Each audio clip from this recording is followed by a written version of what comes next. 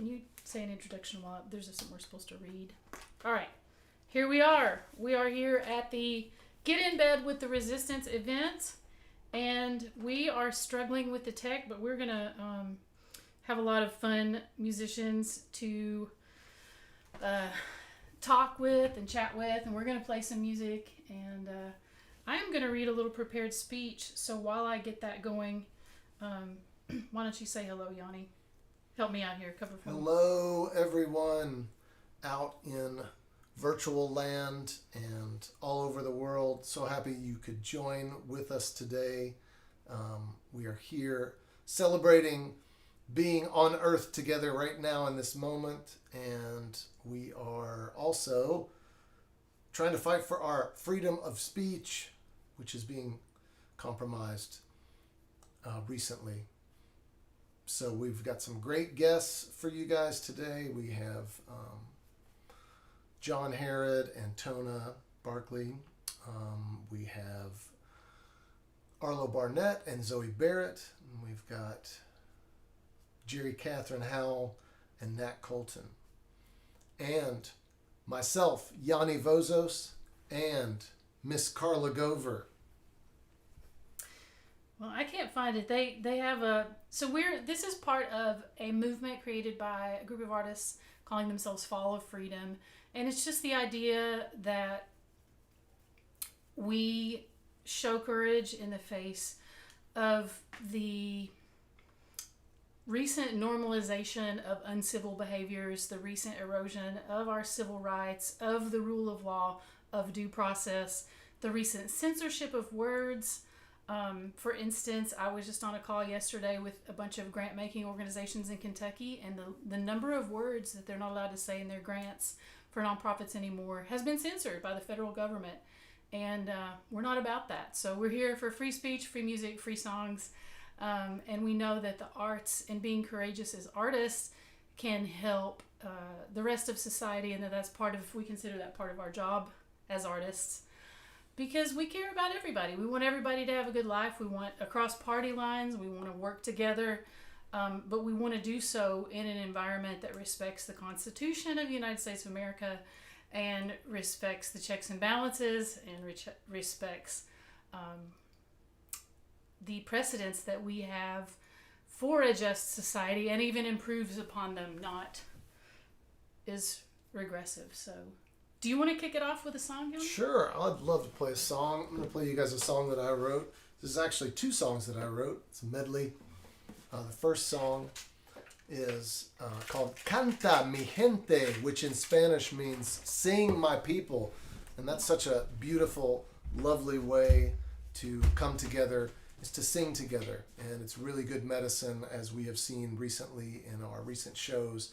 Getting everyone in the room to sing together is just really, really good medicine, really positive energy being created that way. And I am mixing that with another song that I wrote called Love Right Now. So we're going to do a short version of this, and I can play the guitar on this one. So we're going to go with Canta Mi Gente and Love Right Now.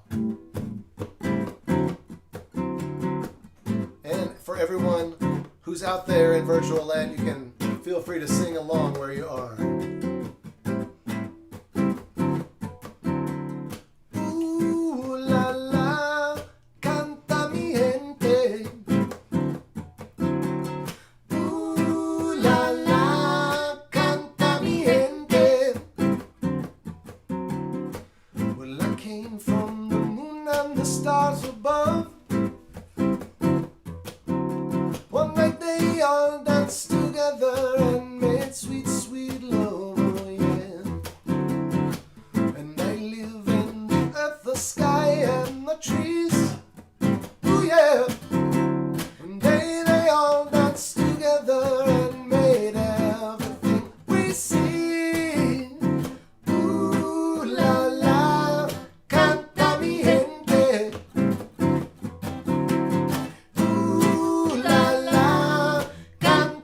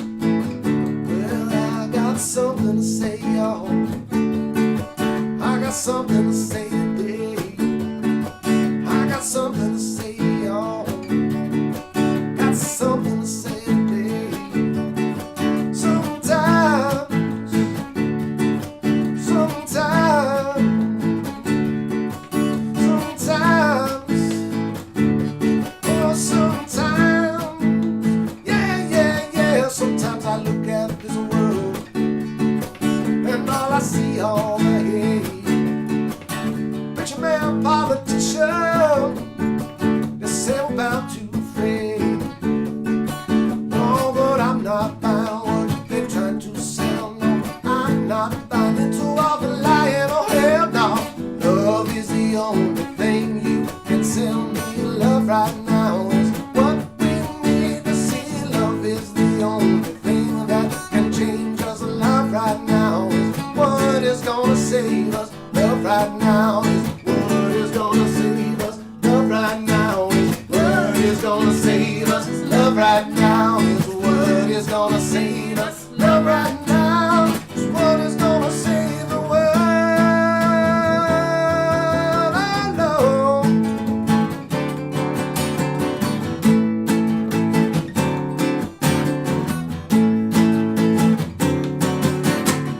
Ooh la la, canta mi gente.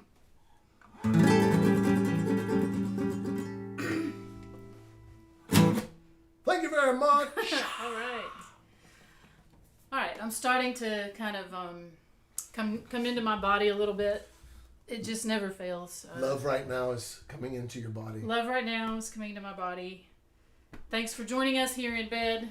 And we do have the comment section up on the YouTube. So if you're watching this on YouTube Live, then definitely you can, say hello in the comments or, peanut gallery, things like that. But we've got a lot of music to get to. So I'm just going to sing one right now that I wrote in 2018 or 17, something like that. And unfortunately, it's more relevant than ever. And I wish I had some of those little words with the little bouncing ball across the screen so that you guys could sing along with me. But it's called I'm a Snowflake.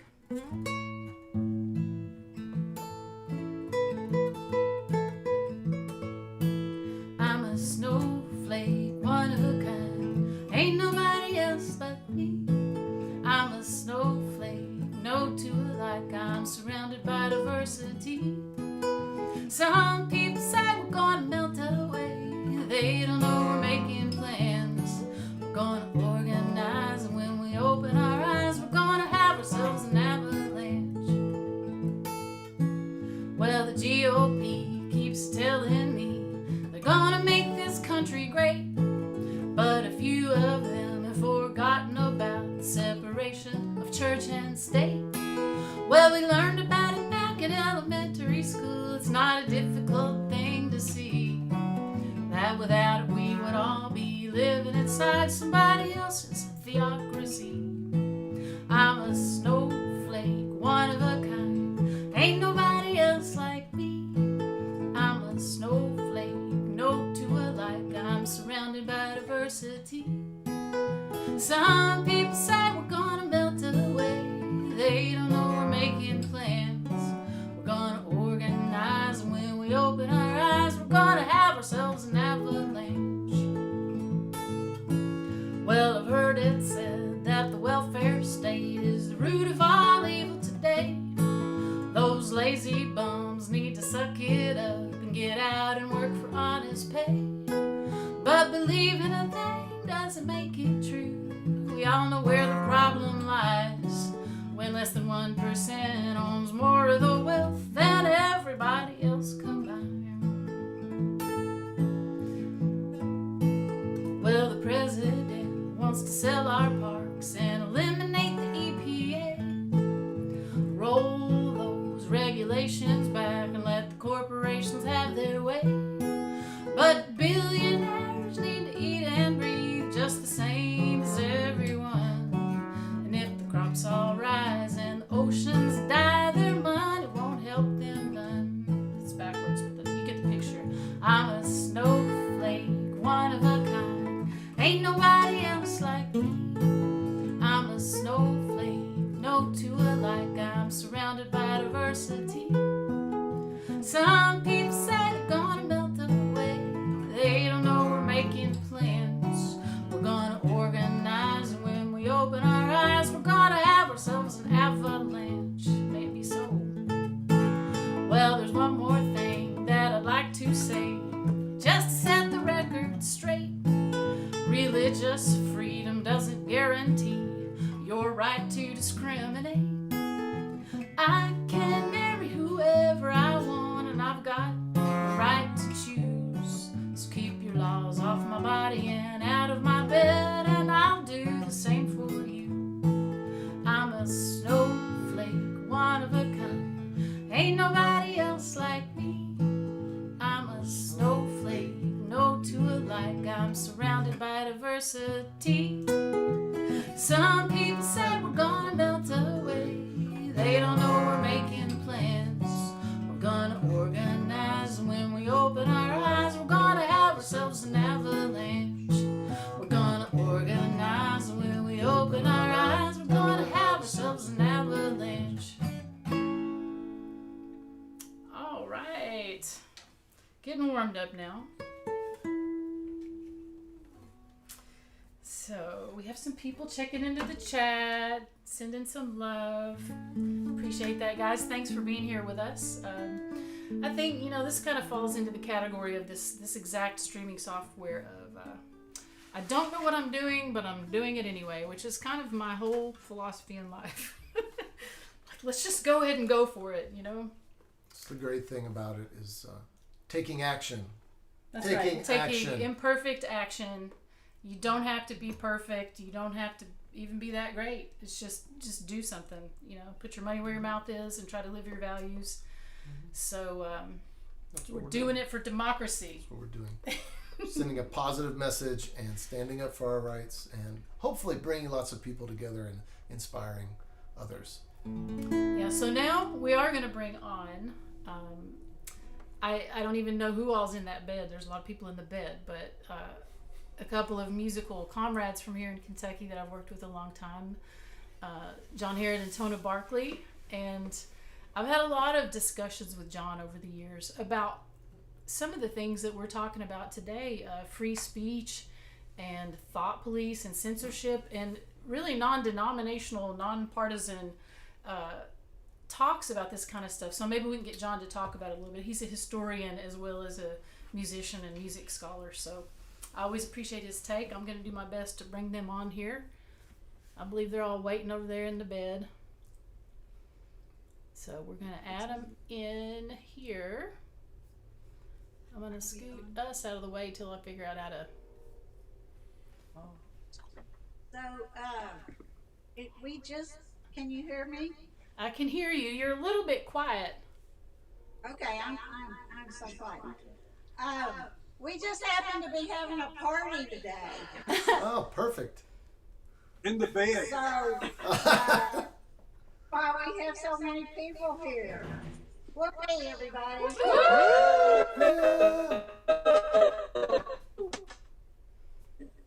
Well, thanks for being here. We appreciate you being here. And what you see, we're splitting the screens. And so, John, we just kind of see your arm.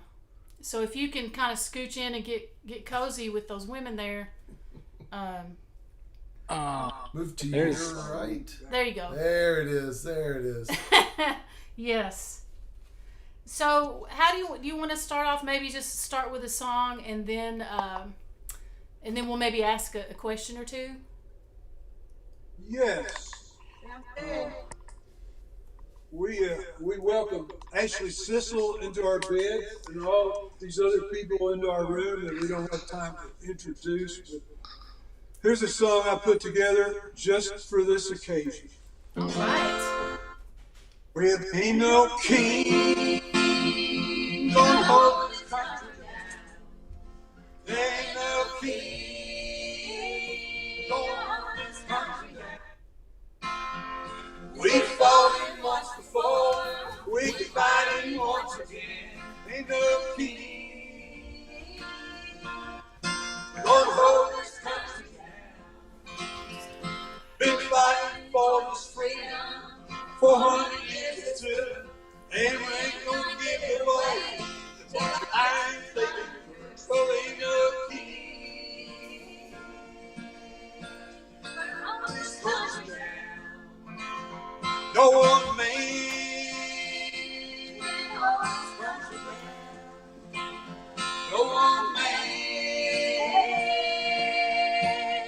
hold this country down.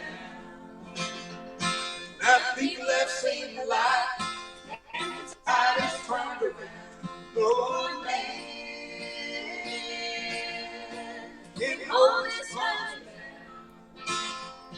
Now your great God is money. He's the devil in disguise, and he runs around the country, spreading hate, spreading lies, but they know money. Hold this country down. There's no man gonna hold my body down. There ain't no man gonna hold my body down. When we rise, we don't need this kind of round. There ain't no man gonna hold my body. When you're messing with young girls, lying on hydrants, it's for all the world to see. It's you and all your friends. Ain't no man gonna hold our bodies down. No man's me gonna hold this country down. No man's me.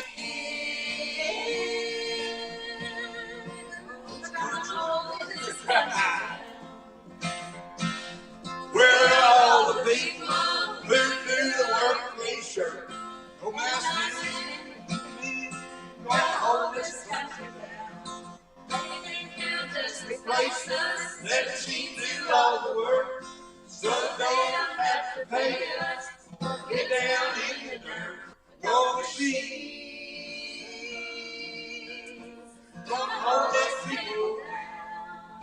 Whether you know king gonna hold this country down. No, there ain't no king gonna hold this country down. We fought it once before, we fight it once again. No, there ain't no king gonna hold this country down.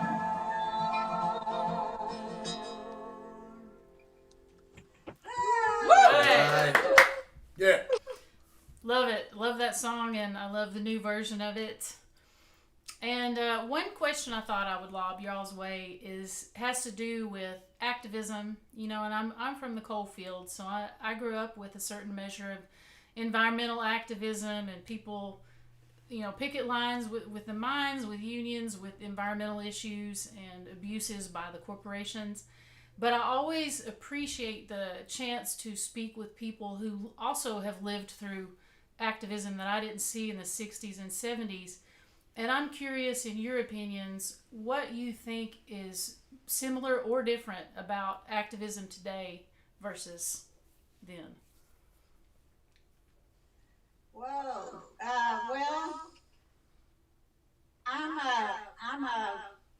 involved in a group in Frankfurt called Capital Indivisible, and actually, almost all the people in our group are our age. I'm getting ready to turn 79. So it's like all those people from back in the 60s are doing this now. And the younger people generally are too busy. You know, they got kids, they got work. So that's one difference is in the 60s it was mostly young people. But I mean, I know all these young people are like-minded and want to do everything that they can. But that's one thing I could say about that. Everybody's working longer and harder now. There's less time. In the 60s, it was, of course, it was Vietnam and civil rights. Other than that, you might say things haven't changed that much. Yeah. All these signs were made for our No Kings protest. And so that's why we have so many good signs. I have noticed there are younger activist groups, but it almost seems like they're sort of age stratified. You know, there's some groups of like 30 somethings, and then there's like the 40 and 50 somethings, and you know, and then there's the people that were like maybe more the hippie generation who have been here, done this before, have more experience with it. But I mean, I personally love things that are intergenerational, but the most important thing is if we're all fighting the same fight. Right, that's right. We we're all just want to save democracy and save the Constitution, uh, save our rights. This is a crazy time, crazy time. It's not perfect, but it's better than a kleptocracy and a plutocracy than ruled by billionaire tech bros, that's for sure. And that's for sure where they're trying to take us. Do you think that Kentucky has anything in particular or special to offer the national resistance movement? You mean politically or culturally? I guess I was meaning more culturally. Oh, culturally. I think Kentucky has a lot in terms of small farms and local food and people doing more things together in their local communities when the federal government's breaking down and the state government's breaking down. I'd refer to the Berry Center. There's so many things going on over there about community sustainability and resistance and living on the land, and those things are going on all over the state. And Kentucky still has a lot of land that hasn't been colonized and turned into subdivisions and development. Of course, it's changing, but there's still land here that people can buy and develop towards sustainable family living. The Mennonites around here in our county and some Amish, they've kind of revived and brought back a lot of these old farms that weren't productive anymore. And it's really inspirational to see what they do as a community. And so, yeah, there's a world of potential here. Yeah, excellent points.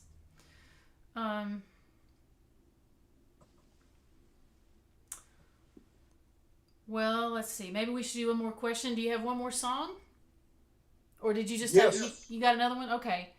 So if you could send a message to young people, young artists that are just finding their voice, or maybe young people who are just learning what it means to use their art to resist, what advice would you give to them? Anyone? Don't give up. Yeah, keep doing it. Don't give up. We'll refer that to the here, who are all super talented artists in various ways and teachers. Don't be cynical. You know, believe in the possibility of better way. I love that. And then they just survive. Anybody else?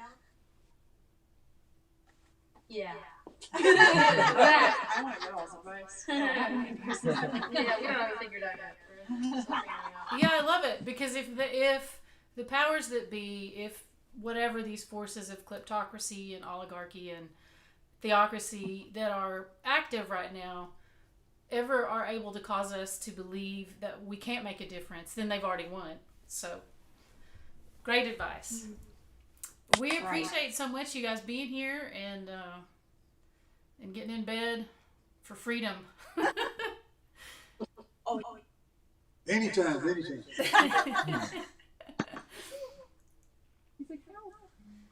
You got one more for us?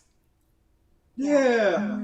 Here's a song I wrote for my grandfather that combines religion and politics and refers back to the Great Depression and the New Deal, which we've got the Depression coming on. We just need the New Deal. Yes, that's right.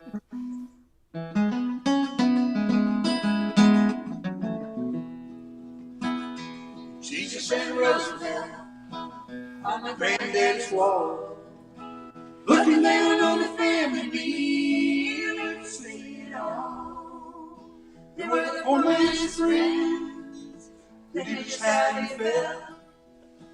When the day was done, it was Jesus and Roosevelt. It was the Great Compression, is what the old man said. They done gone too far this time, time to make amends. All the money went to the top, we've never seen it again. Only Jesus and Roosevelt, the poor man's friend. One was a cripple, and the other was a Jew. And they both had to suffer like granddaddy too.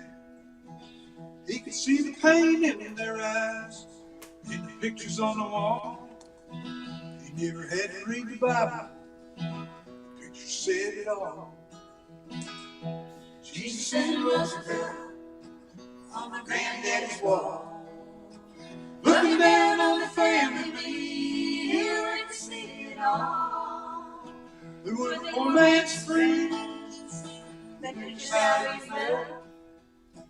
When the day was done, there was Jesus and Roosevelt. They say the Lord helps anyone if they can help themselves.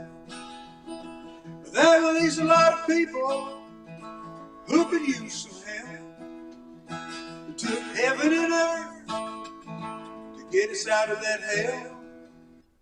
I believe it took both of them. Took old Roosevelt, took the holy word, took the deed.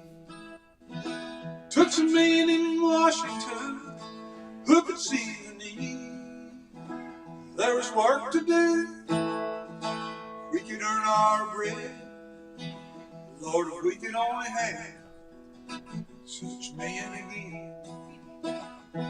Jesus and Roosevelt on my granddaddy's wall. Looking down on the family meal, we could see it all. We were the poor man's friends, knew just how he felt. When the day was done, it was Jesus and Roosevelt. When Jesus took the offering, first new deal. Then Lincoln he tried, but the wounds don't heal. And the wars go on, it just don't seem real. And the winners get away with everything they can steal.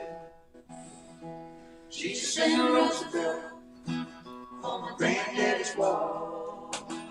Looking down on the family, we can see it all. They were the poor man's friends, they knew just how he felt. When the day was done, it was Jesus and Roosevelt.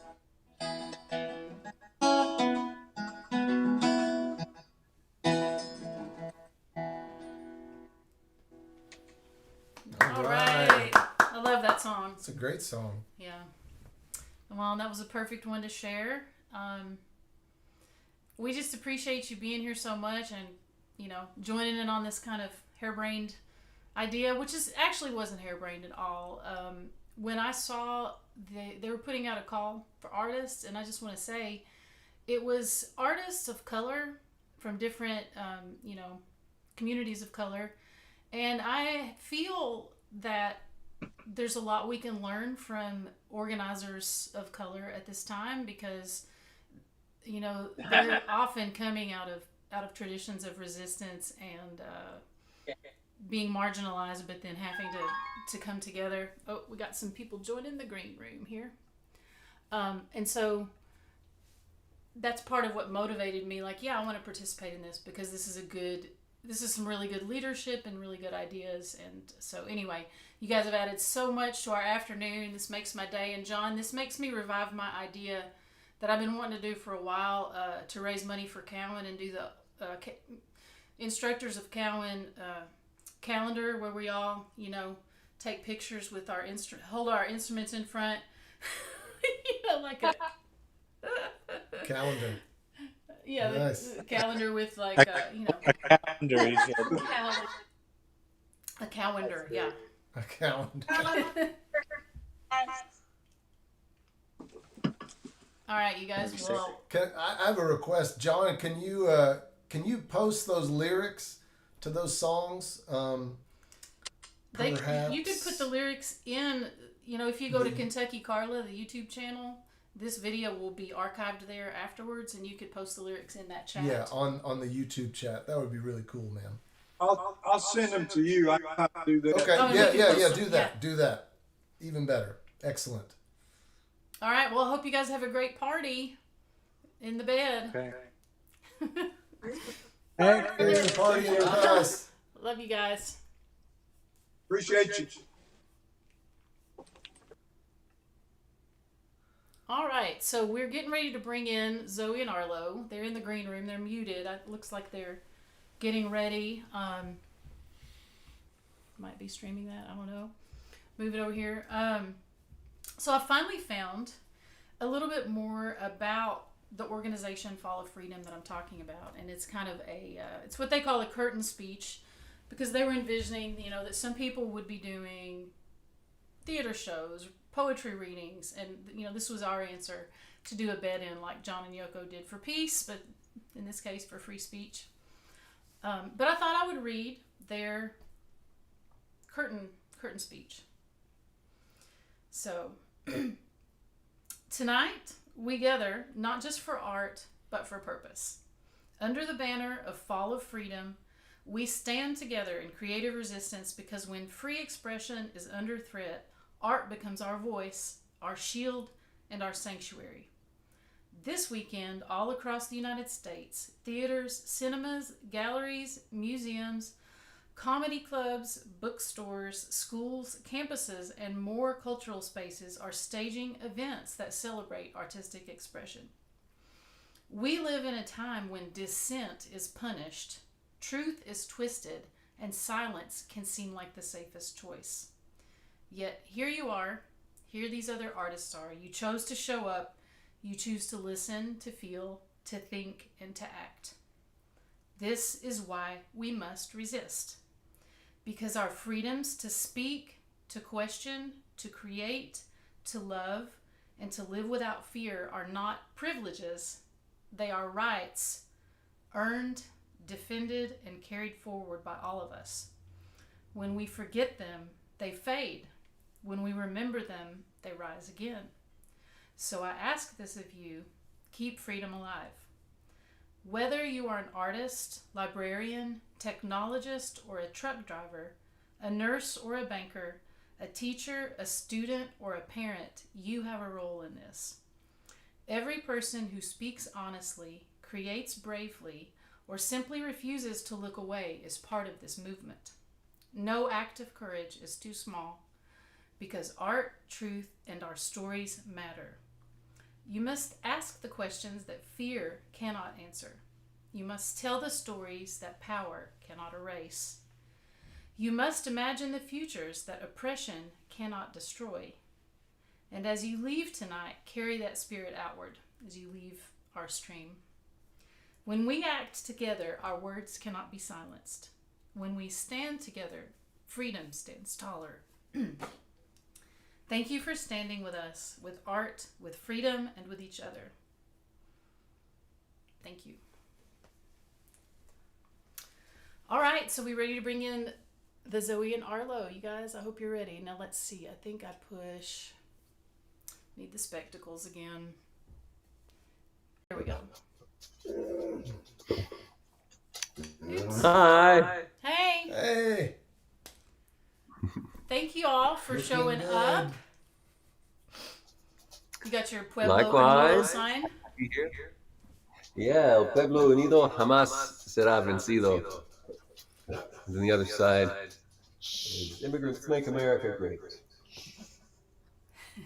You got some dogs, doggy helpers. Yeah, Regs is a little anxious right now. There's some noise happening outside our Oh house. no, okay. It's okay.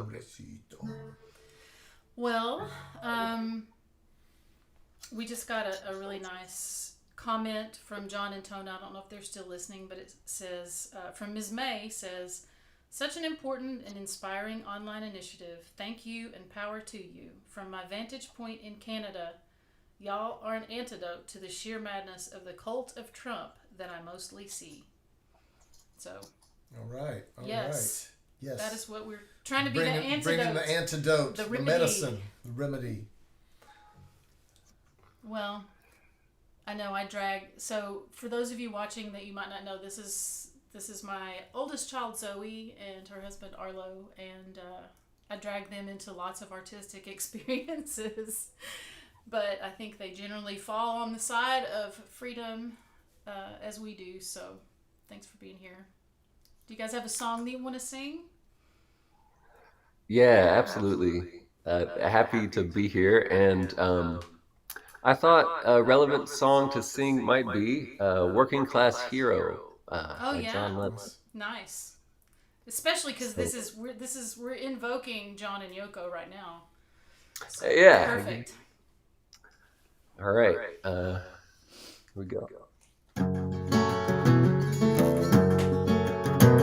As soon as you're born, they make you feel small by giving you no time instead of it all, until the pain is so big you feel nothing at all. A working class hero is something to be. A working class hero is something to be. Well, they hurt you at home and they hit you at school. And they hate if you're clever and despise a fool. Until you're so crazy you can't follow their rules. A working class hero is something to be. A working class hero is something to be. And they've tortured and scared you for 20-odd years. Then they expect you to pick a career when you can't really function, you're so full of fear. A working class hero is something to be. A working class hero is something to be. You dope with religion and sex and TV, and you think you're so clever and classless and free, but we're all still peasants as far as I see. A working class hero is something to be. A working class hero is something to be. There's room at the top, they're telling you still. But first you must learn how to smile as you kill. If you wanna be like all the folks on the hill. A working class hero is something to be. A working class hero is something to be. Well, if you wanna be a hero, well, just follow me. All right. Nice work. John Lennon. Yeah, I haven't thought about that song for a while. It's a great one. Great song. Voice sounds great, too. Your voice is sounding great. Thanks. It helps to have this baritone guitar. It's Yes. not in my register. Excellent. Excellent. Well, So I have this list of prepared questions that are, topical. So I'm just going to throw this out there, and either one of you can catch it. Um, what taught you that solidarity or resistance matter in the world? Was it a person, a moment, a movement, or something else? Solidarity. A big one for me growing up was going to a lot of mountaintop removal protests and, seeing that become less of a thing throughout my childhood and feeling like I was able to be there and help make that happen and take care of something as important to me as the literal mountains really showed me that like your one voice can add up to a lot with other people. Yeah, absolutely.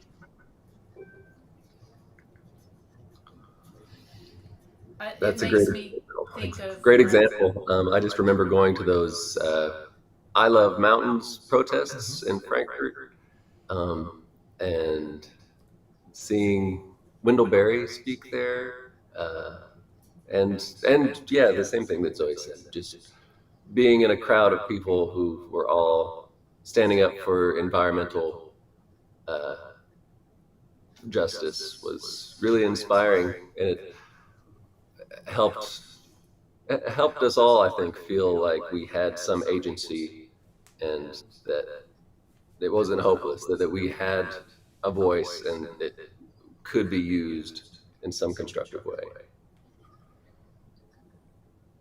Yeah, for sure. Well, I mean, Zoe talking about that reminded me because we were going to those, like she said, the mountaintop removal and the I Love Mountain protests, but a big one was the nerve gas that they had in Madison County, and the Army wanted to incinerate it. And when I was 17 years old, I went to my first meeting to try to, because if they built the incinerator there, it was going to it was a highly populated area.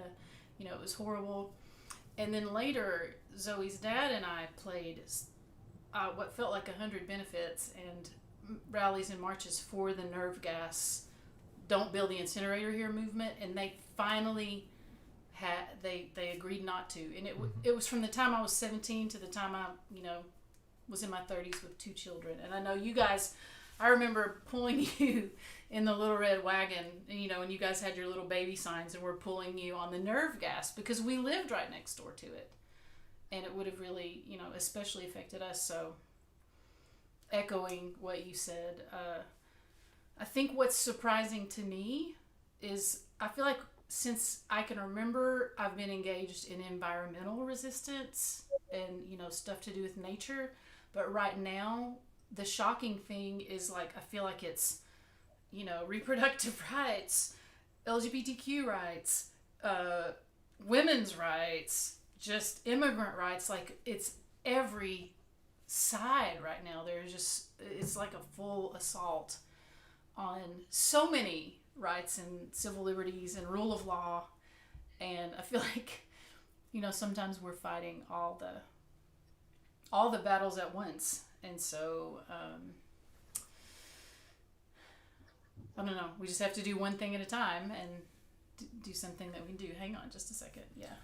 Do you want to say something to him? I do. Yeah. I do. So, Arlo, I was wondering about, because you're a teacher and you're working with the youth and young people out there today. I guess it would be like Gen Z or Gen Alpha would be the kind of generation that you're working with. What do you have a read on them as far as their opinions or their idea of resistance, or things that are going on in the world today, and what's kind of their reaction to them, and free speech being threatened? Are they concerned? Are they worried? Are they oblivious? They're definitely not oblivious.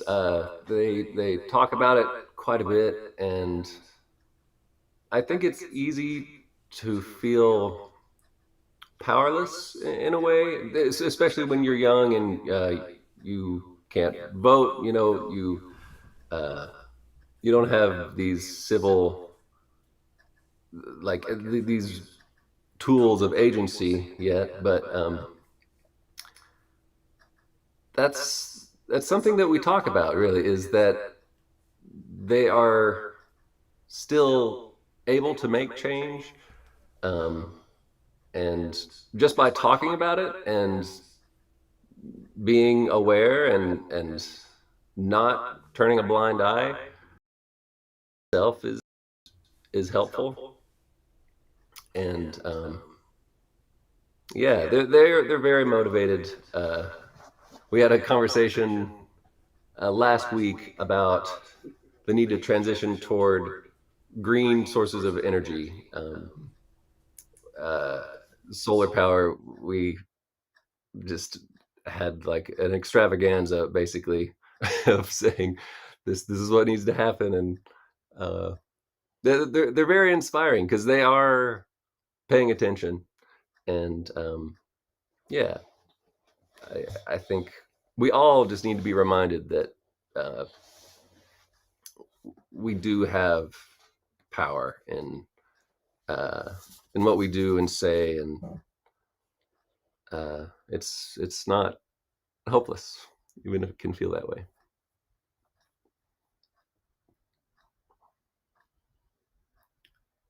Uh-oh. We can't hear you. The, the, Sorry, I muted it because okay. our neighbor is telling us that you are causing echo. Will you open that again? It's very inspiring to hear that the younger generation is not oblivious, and it's just really encouraging too, to see that they're communicating with each other about it. They're expressing themselves about it. Can you hear me now? Am I audible? Okay. Yeah. I have to mute when he talks. And so yeah, no, it's just very inspiring, and I just had the thought, recently, the recently departed Jane Goodall. She said, one of the most important things that we can do is focus on spending our money on our food in very directed ways. So that's power in our hands. In other words, buying locally from local producers can really direct your dollars, to the best use, so to speak. That's just something that came to my mind. It's a good form of resistance that is just kind of maybe easy and could be fun, and you might meet somebody new. So, go to your farmers markets and your local food stores out there. Just thinking about that. Well, we should probably try to fit in one more song. And Yeah, we've got a list of them, however many you want us to do. okay, well, we'll go right up until the time. We did have a question about, is Wendellberry still speaking? And I will say, I know he just did a book signing here in Kentucky, but somebody said something about it being his last public event. So, or no, he just released his last novel. That's what it was. He just released a novel, and he did a signing, I think, at the Carnegie Center. So he's still doing some things here and there in Kentucky. Our friend from Canada is saying that his grandson was recently in Alberta. So anyway, just wanted to mention that with Wendellberry. But we will, we're going to mute ourselves when you start playing. So we'll just let you tell us about the next song. All right. Which one do you want to do?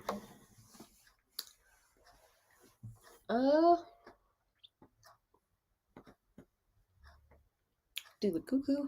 Sure. So we'll sing an a cappella song for you. Let's see what key we have.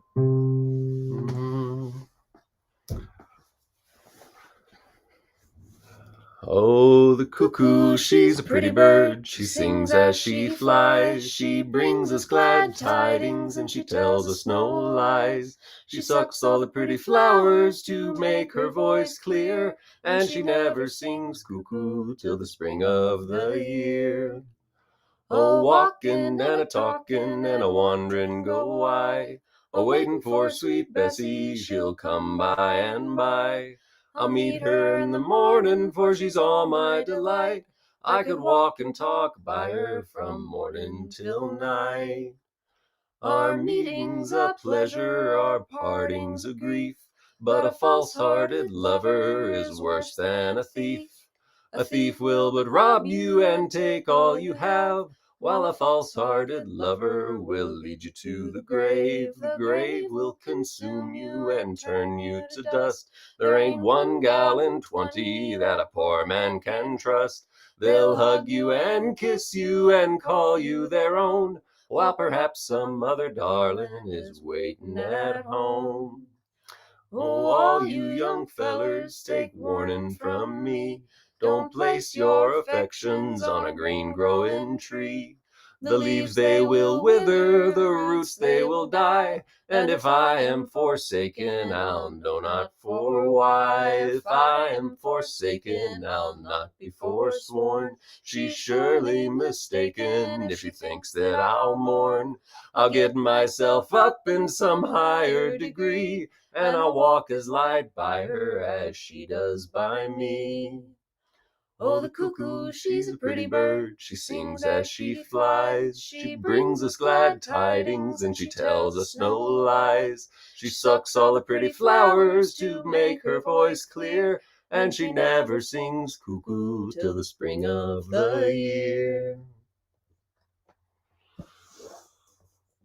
Nice. Excellent. Always a good one. Beautiful. So we had an interesting comment come in from Sheila. She says, "Resistance, sure it bubbles in the blood of this Irish immigrant from the troubles in Belfast. Being of Tinker heritage from my mama's people, the great songs of revolution." Thank you. I have to say, Sheila, if you're still watching, I just recently, maybe a couple weeks ago, saw a video of some children singing in Belfast in the early 70s, and they were all really excellent singers, and they were singing a song about the young men. Gosh, it was so moving. The fathers and the sons being dragged out of their beds in the middle of the night by the English, and it was just heartbreaking, and they were singing it with such heart and courage, and it gave me inspiration for what we're doing, because I was thinking, I mean, that's going on with some of our immigrant communities right now. They're being dragged out of their beds, but people have been here before and have resisted before, and they've resisted with music. So that brings me to a question that I want to put for you guys, just to lob it out there, which is there a protest song or a piece of protest art from history that gives you chills? And if so, why does it matter today? Or really just, what protest songs might really affect you like that? Oh, I should have been prepared for that question. I'm kind of having trouble.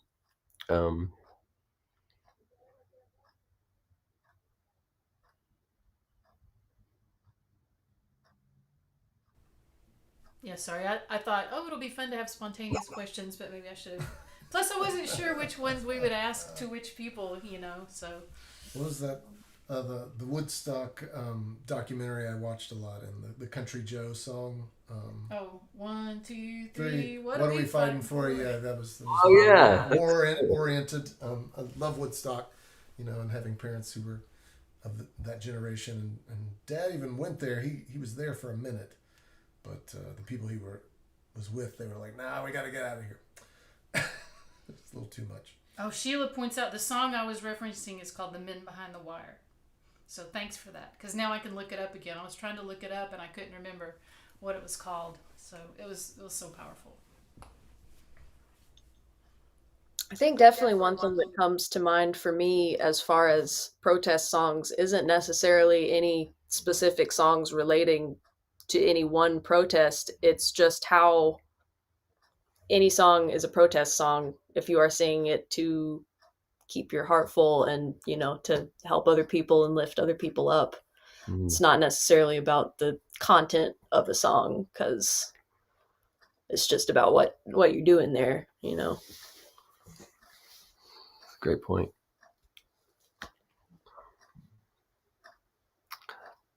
to be honest, the songs that are occurring to me, I love the Country Joe song. Don't ask me, I don't give a damn. The next stop is Vietnam. But the protest songs that are occurring to me are some of yours, Carla. Like The Hole Where Your Soul's Supposed to Be. We had the chance to play that in some places that felt significant. And yeah, it's been really an honor for me, and it just feels really good to sort of piggyback on the work that you've done in making protest art. My favorite place that we played that was in the Frankfurt Capitol Governor's Derby breakfast when Matt Bevin was governor. We got to play it while he was there because he was one of the. If you don't know, everybody, Matt Bevin was a horrible, horrible, horrible governor that we had. He wasn't from Kentucky. I'm sorry, I'm just calling it like Creepiest smile too. Oh, What a creepy. Yeah, Beavis.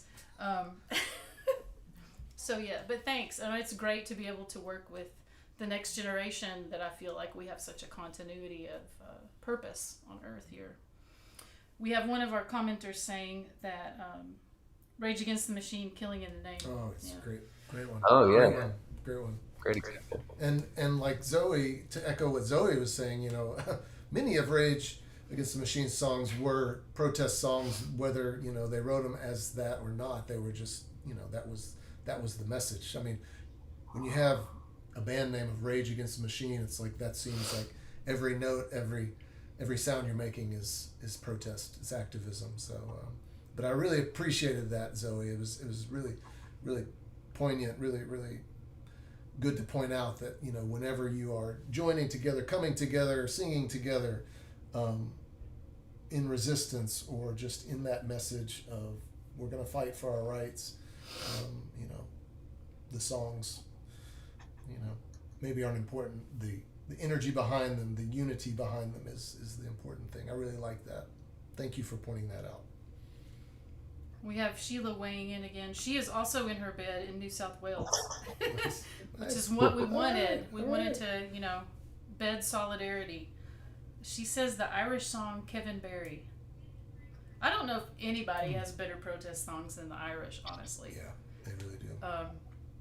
And there's such a love of song in Ireland. One of my favorite moments we've ever had as a band, the four of us that are streaming have a band, is that we were playing at a pub in Cork, and Zoe sang a sea shanty, which she's sung, in the United States plenty of times, but there, like the whole entire bar started singing along, and it was just like, oh, it filled my heart up so much. It was So beautiful. Well, you guys want to sing another one? Yeah, sure. What have we got here?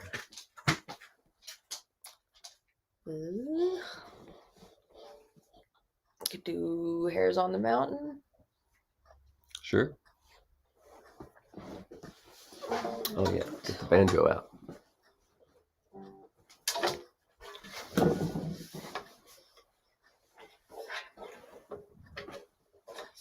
Hard to fit all this into the little screen.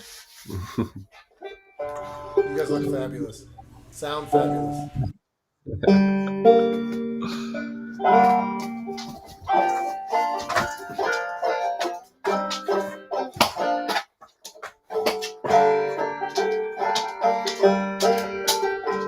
Oh, Sally, my dear, I wish I could wed you. Oh, Sally, my dear, I wish I could wed you. She smiled and replied, then you say I misled you.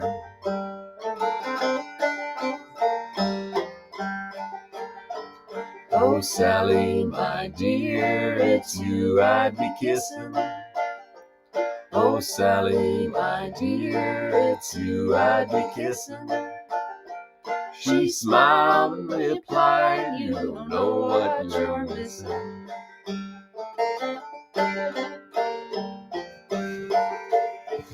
If all the young men were hairs on the mountain, If all the young men were hares on the mountain, how many young girls would take guns and go hunting?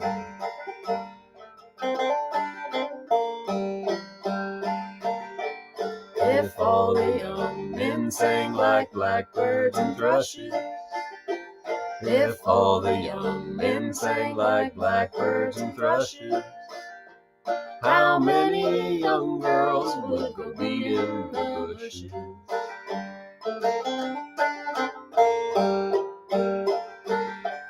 If all the young men were fish in the water, if all the young men were fish in the water, how many young girls would undress and dive after?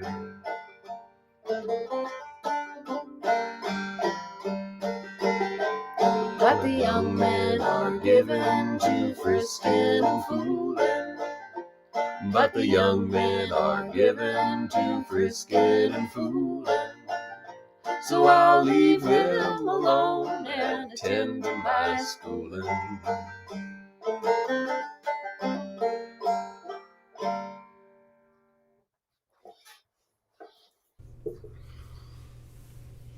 Beautiful, beautiful. Yet another song from Ireland, right? Oh, yeah. Yeah, Sheila's getting a command performance here. New South Wales. We had an interesting question from Elastic Taylor, looks like. And they say, I love the hope you all have. What about fear, and how can we deal with the pain of each and every day? I'm not beaten every day, but some days I just want to stay in bed. Any thoughts? I'd say staying in bed some days is a very important part of it. Self-care. It's a good way to deal with some things. The way that I deal with the fear is definitely try and find something in nature that is the go-to place for me to deal with any negative feeling. Just get outside and usually sing something to myself. That always lifts my heart up to sing. So, good music, good food, laying around. Yeah, I would agree completely. Nature and music, singing out loud to myself, I found really brings me out of it whenever I start spiraling. And gratitude, another thing that I try to practice whenever it starts to feel overwhelming is to find something really small, and it usually is something natural, like a tree, and I just like try to feel gratitude for the tree, and then let that grow and encompass more things, and it can usually bring me out of the panic when that starts to set in. Um, and then just seeing people. It's sometimes tempting to self isolate, and it's usually not the move. I think reminding yourself that there is a community of people who feel the same way and who love you and will support you. That's also really important. Just staying connected. Yeah, I was gonna say, it reminded me, what you said, Zoe, reminded me of the meme I saw where the person said, I need to go stand in a creek about this for a while. But the, Highly recommended. yeah, also though, what Arlo said about community, for me, I feel really held by this creative community that we have in Kentucky. And I have some friends that have actually talked about moving, but between my family and my creative community, which are in many cases one and the same, like all the people that are participating today, I just send a text and everybody's like, sure, I'll do a, bed in for freedom. And we weren't really designed to sit and watch crazy, horrible news from all over the world about children dying 24 hours a day on a little box. Like, our nervous systems aren't designed to process that much negativity. And, you know, aside from taking breaks from those sources, I'm going to let Jerry into the green room here. So, Jerry, you guys just chill in the green room while we finish up over here. And one other thing I was going to say, apart from community, is this is, you know how sometimes you'll read about something really obscure and then like the next day or 2 days later it'll come up again? So now I'm hearing about this Viking ritual for banishing fear that was banned by the church from two completely disparate, separate sources. And it has to do with calming your vagus nerve, which is helps your brain talk to your body. I don't really understand it. I know all my massage therapist friends are talking about it all the time, but apparently it gets overstimulated and we need to calm it down. So a more clinical approach might be to lie down on the floor and put a cool pack on, like right here, kind of between your chest and your throat, and for like 15 minutes, and literally chill the vagus nerve out. But the Vikings did it by having somebody lay down on a cold piece of icy ground and putting their hand over their heart and kind of pushing and saying, now all fear is leaving your body. Now the fear is leaving your body. Which would also work, I think. So you can try the Viking way or the massage therapist way, but I'm going to try that. Yeah, sounds good to me. Breathing deeply. I will echo Arlo's comment about community, and I'll certainly echo Zoe's comment about being in nature. You know, nature is such a calming force. You know, getting grounded, literally. You know, putting your feet on the ground, putting your bare feet on the ground, and grounding yourself. Standing, you know, next to a tree. It's just really good medicine. But I remember back in the day when George W. Bush was elected for the second time, and I was kind of panicking. You know, I was kind of having a moment of fear and loathing, and wasn't sure what to do. And my dad gave me some great advice, and he just basically said, "Yes, it's not good right now, but really, at the end of the day, your community, the people you surround yourself with, that is what really matters most." And like what Carla was saying is that, you know, we have a great community of artists and a great community of, you know, citizens, people in Kentucky that be great to get together with. So we need to get together more and sing together more and dance together more and celebrate all this being together more. And I feel like that could be contagious, you know, in building this vibration of love, because love right now is what is going to save us. Amen. Well, Jerry's waiting in the green room, so Alrighty. We should Thanks finish for up coming, here, guys. Yeah, thanks for doing this. Thanks for It's having great to us. be here. Well, we love you guys, and we'll be in touch with you very soon. So we have Arlo Barnett and Zoe Barrett. Yes. Thank you for being here with us. Love you guys too. See you Love later. you guys.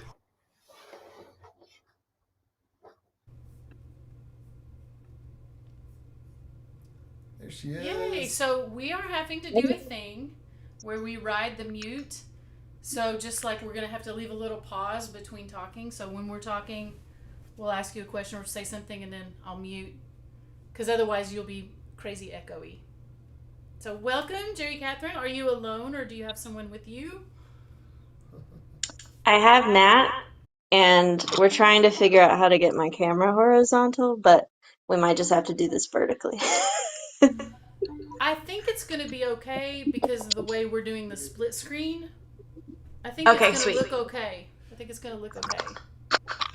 So I'll do just like a quick welcome. So for those of you, we have a lot of listeners from Canada, from Australia or New South Wales, and it's been fun. We have our comments section open. So I will introduce you guys. If you've never met the amazing Jerry Catherine Howe and her husband Nat Colton, I met Jerry at a music camp when she was 12 years old. So, and instantly fell in love with her music and her voice and her spirit. And it's kind of like a second daughter to me.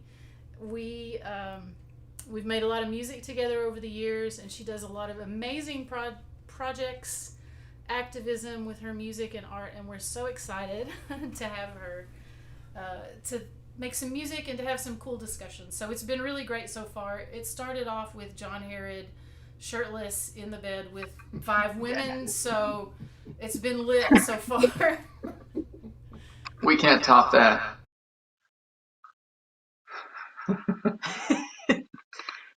Thank you for organizing and doing all the tech. And clearly I'm still figuring that out myself.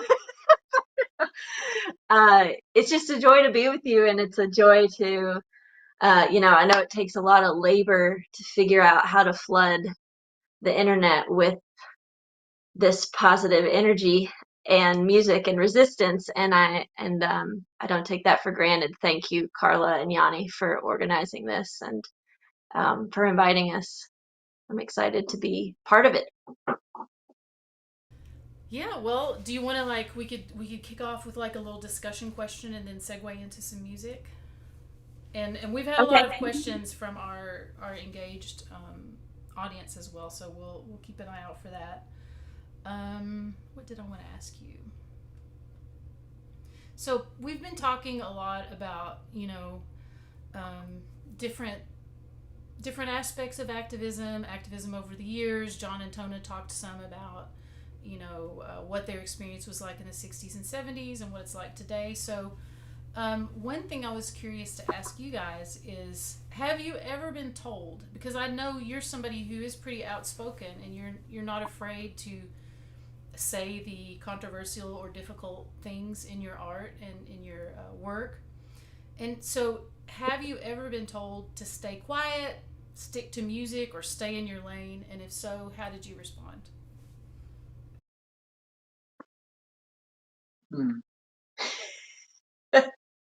As a woman, I absolutely have been told those things.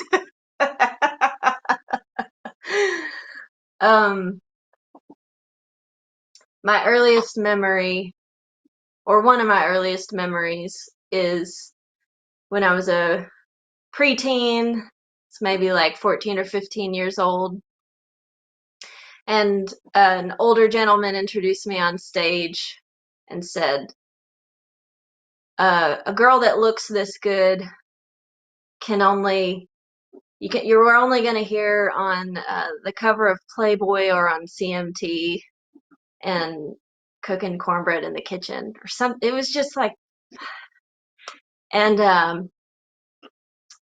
at that age, I was just shocked and didn't have the language to then step up to the mic and defend myself, But I did what I knew what to do when I was that age, which was to sing my songs.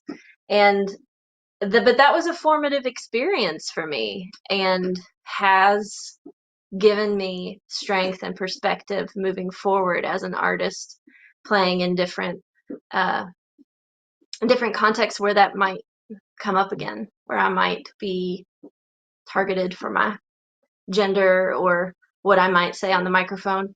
I was also asked to speak at a youth award ceremony for young leaders who were doing pro environmental action in their school. And I was invited to be the keynote. And before I went on, the organizers were like, now we know you've been active as an activist and have been part of the anti-mountaintop removal movement. And we just would like you to, be mindful to be a little more open of different political agendas. And I was like, I hear you. But I still talked about environmental justice, and I still talked about what I wanted to talk about, but made it about our personal lives and our health and the people we love, that's what this is all about. So, what about you? Less of those experiences. But actually, when Jerry was talking, I notice it. One of the examples that comes to mind of somebody doing that to Jerry is frequently a comment like, "Oh, I just loved it when so much more when you played bluegrass," or Yeah. after she's gotten done performing all of her, her labor of love, all of these songs that are amazing, and she's been put so much into, and that always kind of grinds my gears. uh, I can relate to like Yanni was we were talking about during the Bush presidency, and one of the things that happened to me back then was a lot of the festivals that we were hired for started sending out a contract or a waiver like, please agree not to play any political songs at this time. And I'm like, have you listened to us? Like, do you know us? Have you met us? Like, why are you hiring us? And then asking that, and we mostly ignored it, but. Another thing that came up earlier, that when you made the comment about, the comments on your appearance and whatnot, is that for a long time, a lot of us were mainly doing environmental activist work in our activism, and now it feels like everything, everywhere, all at once. All of the rights, and with the women's rights, that it's just like 1850 all over again, and just those kinds of comments that we're expected as women to not only put up with, but to appreciate. That we're supposed to smile and say, thank you, sir, and bat our eyelashes. And it's just like, to the point where there are some. I had a conversation with an older gentleman in his 80s last week who truly did not understand. And I was trying to explain it to him in a very kind way, like, he'd gotten in trouble for flirting with the barista at Starbucks, and the manager had to come and speak to him, and I was like, okay, I just had to try to explain it to him real slow, and I think he got it, but it seems like it's just that's in our face. So I don't know what song you're gonna do first, if that segues into any of your songs, but. Well, honestly, I wanted to open with a song that was a little more grounding and invite anybody who's listening to sing with us. So I was listening to the NPR interview with Dred Scott about Fall of Freedom, and Dred was saying, our dog might bark in a second. Dred was saying that this is the fall of freedom, and we will likely have a winter of freedom and a spring of freedom and a summer of freedom, and so on.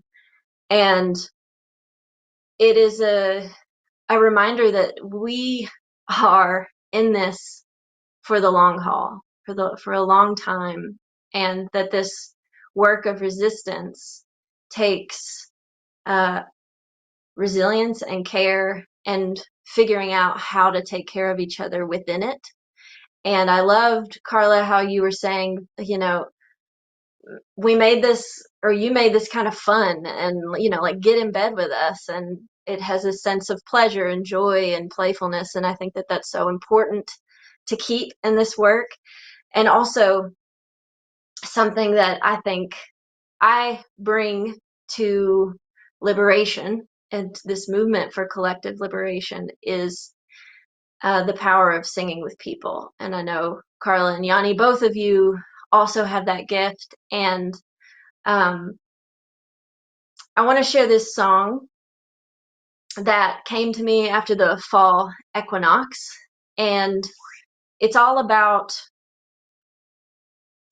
well, for me, it was about feeling this sense of balance in the equinox. That the lyrics are, I will face the light, I won't lean in, I won't look away, I will face the light, here I am, here I'll be, here I'll breathe.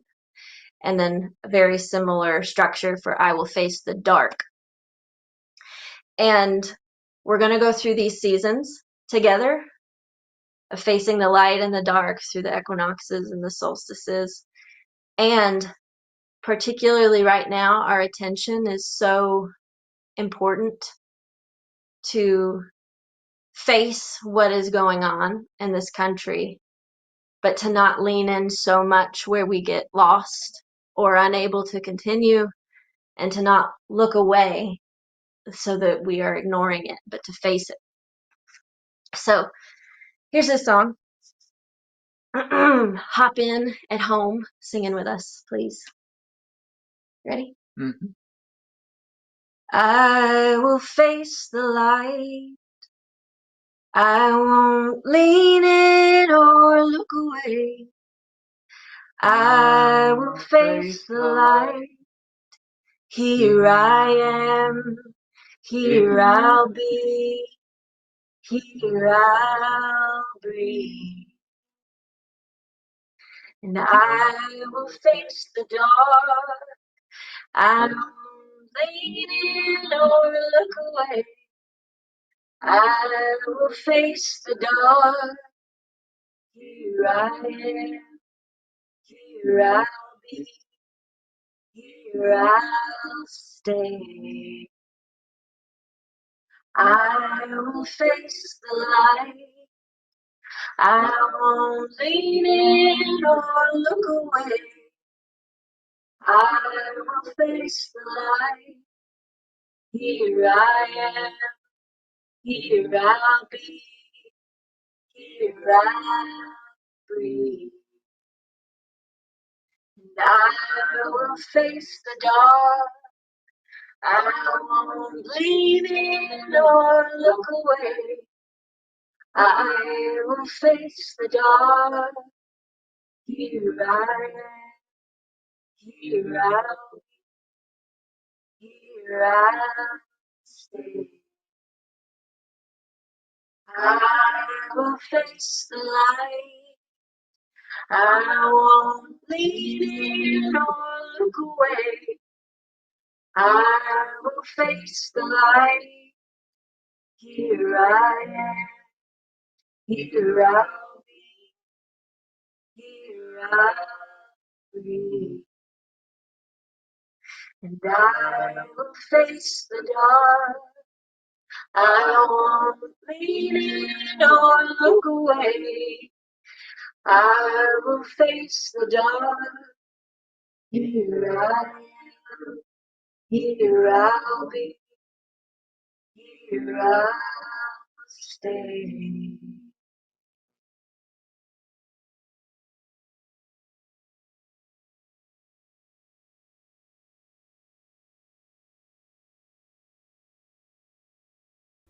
I feel a little more grounded after that. Very nice. Very nice. And we have a comment I'll read. Donna Tribune from Dan's page, and she says that she's so sorry that those things were said to you, Jerry, at such a young age, and she appreciates all of us holding steady in resistance. Thank you. I have another fun question for either of you, but is there a word or an idea that feels dangerous to say out loud right now, but that still needs to be said?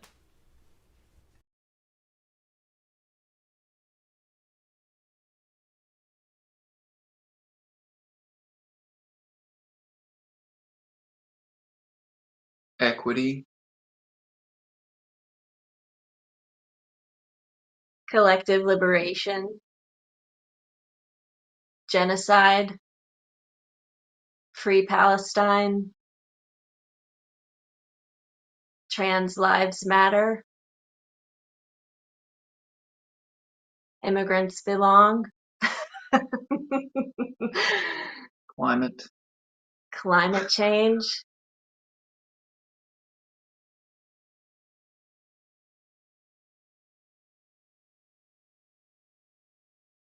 History.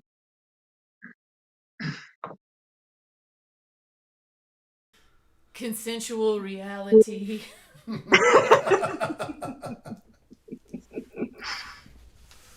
Not outright lies. Yeah. Well, I mean, we could ask lots of questions, but I would love to hear you guys sing some more. Yeah. You want to do freedom? Yeah, it seems like a good segue. Okay. We're going to try and fit here. Gotta turn now.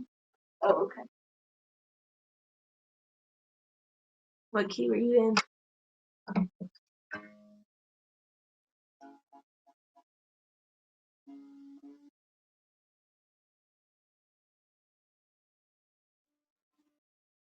So Nat's tuning up for a song called Freedom.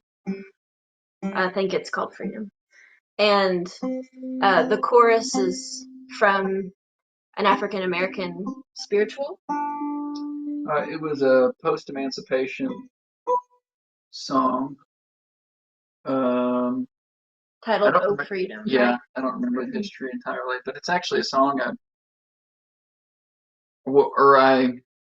I read about it when I was in high school, and later in life, learning about. And at that time, I don't think I totally understood Juneteenth and the significance of Juneteenth, even though that was essentially, I think, how this song um, came about, was people, understanding that they were free. And but I shouldn't, I'm not sure actually. So The anyway, chorus is taken from the chorus of that song, and the verses are ones that Nat added. yeah, And I think it's not particularly from your perspective, grappling with white supremacy, from what I understand.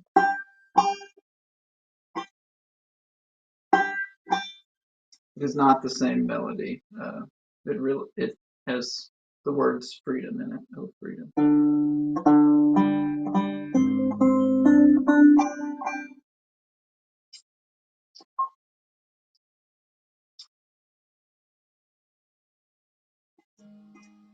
Not a good song for us to pick, huh?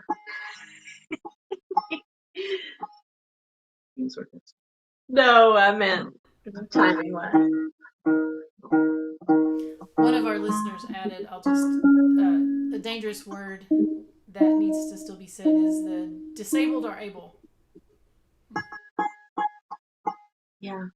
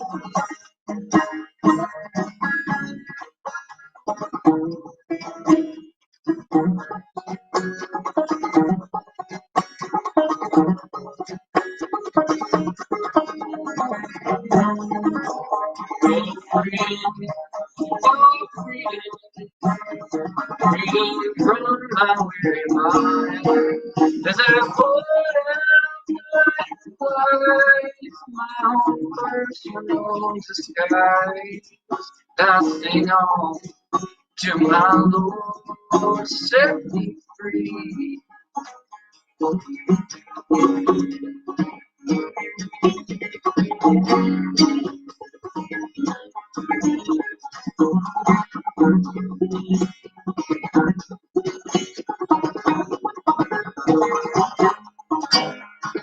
Dance around carriage house, dancing over the rain. Dance around well,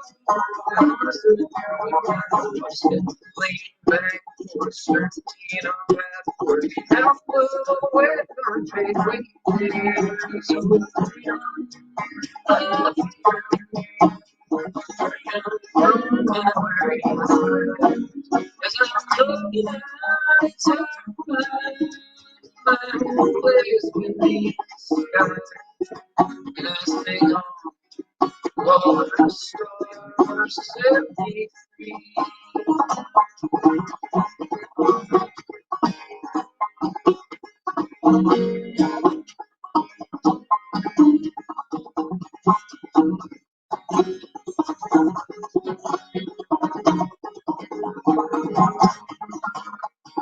Dance around the trail, glassing under ages. Dance around wells, get a rhythm strap.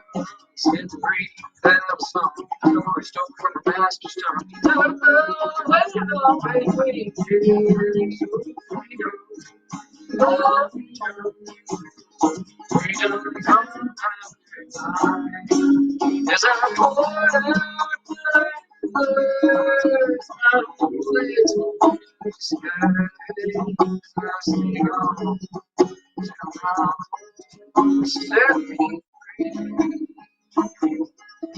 set me free, set me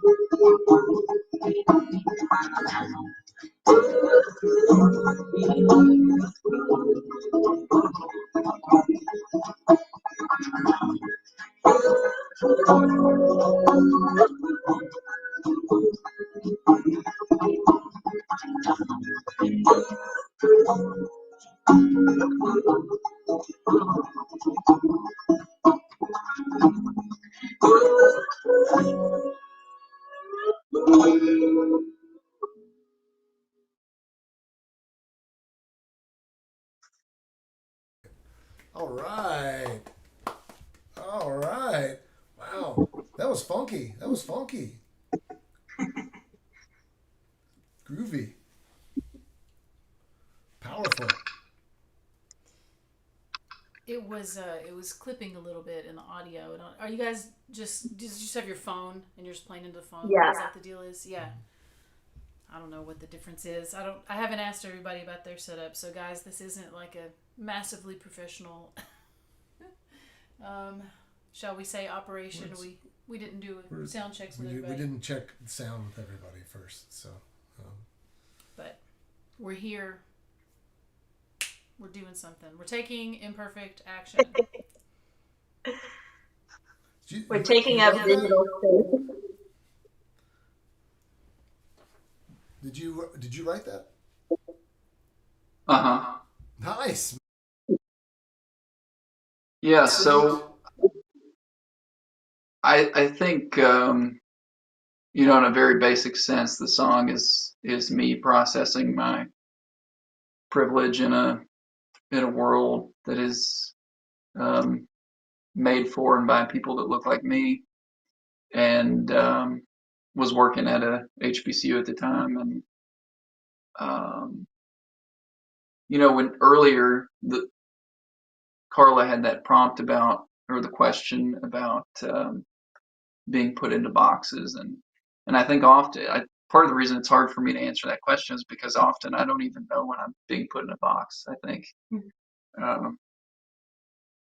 so. Sometimes I'm so far in a box that I don't even know that I want to get out. You know. But, Yeah. I would love to. Could you send me the lyrics to that? Could you send me the lyrics, or post it on the chat, or whatever makes sense. You know, whatever makes the most sense. Yep. Because I really like that. Well, and somebody in the chat is asking for me to share the names and how to get in touch with all the artists. So I'll tell everybody on the broadcast what I told them. I will go back and put some of that in the comments because this will live on YouTube after we get done. But also, if you want to join my email list, then I can connect you to all of the other people. I'll send out an email with everybody's links. Listen links and buy links and whatnot. Well, I think we're sadly almost out of time, right? Is this time to go to... Keeping the schedule, yes, 5:40. But do you guys have any final words? What would you say? Let me see. What are you fighting for, not just against? What a great question. And I think, you know, it's our role as artists to help make this desirable, beautiful future visible.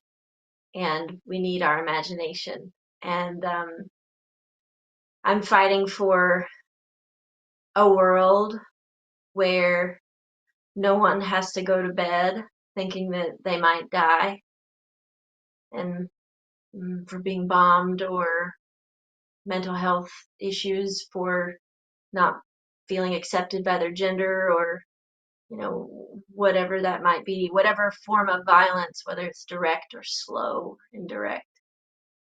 Fighting for a world where we can access the care culturally, medically, spiritually that we need to thrive. I'm fighting for a world where people do not have to be afraid to be who they are. I'm fighting for a world where farmers and people that are hungry are not pitted against one another. I'm fighting for a world where all of us are not pitted against one another. And I have a closing song that's super short, and it invites us all to recognize that we all have a role in this, and that it doesn't have to be perfect, and that we are all learning along the way. So it's adapted from Leonard Cohen's Anthem, and you might have heard this at a protest, but I'll do the call, Nat'll do the echo, and we'll just do it through twice. So here it is. We're seeing the cracks in our foundation very clearly right now, I think. So that's another reason this song came to me. All right. Forget your perfect offering. Forget your perfect offering. Just ring the bells that still can ring. Just ring the bells that still can ring. There is a crack in everything. There is a crack in everything. That's how the light gets in. That's how the light gets in. That's how the light gets in. That's how the light gets in. Forget your perfect offering. Forget your perfect offering. Just ring the bells that still can ring. Just ring the bells that still can ring. There is a crack in everything. There is a crack in everything. That's how the light gets in. That's how the light gets in. That's how the the light gets in. That's how the light gets in. That's how the light gets in. That's how the light gets in. Thank you guys so much. We love you so much. We appreciate your work in the world so much. And let's get together in real life soon. Yes, let's get together in person soon. And thanks to everybody who's joining us. We're not going away. We're going to bring on our next artists, Art and Diane, and bid you farewell. Love you. Thanks for joining us in bed. See you all. And we'll talk to you soon. Bye. Bye. I keep this the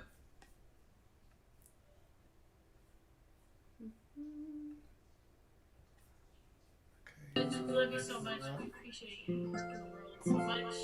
Uh-oh. Let's get together in real life soon. Yes. That must be on there. So, are we muted still? Click that one. Yeah. So, Art and Diane, we can hear the YouTube that you have on.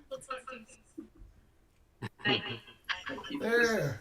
We need to have it to where we can see it, honey. I mean, the sound. So, just in case you didn't catch on, thanks. We're way over in. Okay. Yeah, you have to center a little bit. Here we go. So, That's close. All right. thanks. Can you hear us? That's not really playing. Oh, there we go. Art and Diane, we can hear the YouTube that you on. Okay. So actually the phone needs to be on, but not the computer.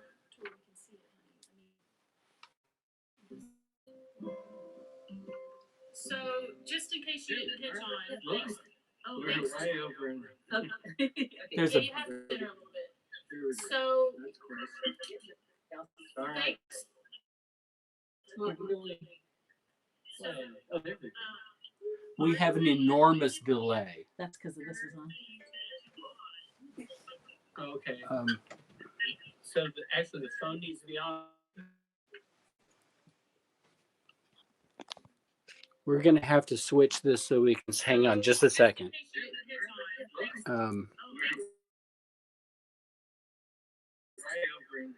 Let me.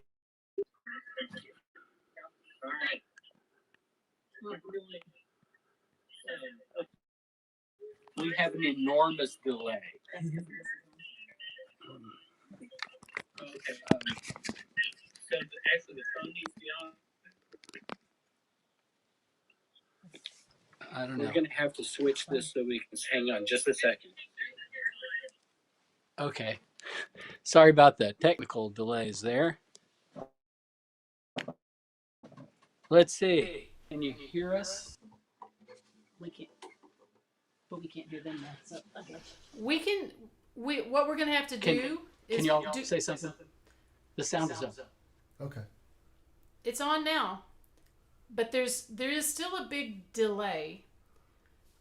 We're gonna have to pause between you saying something because I have to mute every time you guys talk. Okay? So, welcome. We are actually just across the street from each other. These are our dear friends Art Mize and Diane Timmons, both amazing musicians, both activists, both care deeply and are committed to working tirelessly for the community, for the hungry, for the homeless, for anybody that needs a hand, and also just really consummate musicians. And I'm sure that they've got some great songs to share with us, and then we will also ask some questions, but you guys just want to kick it off with a song?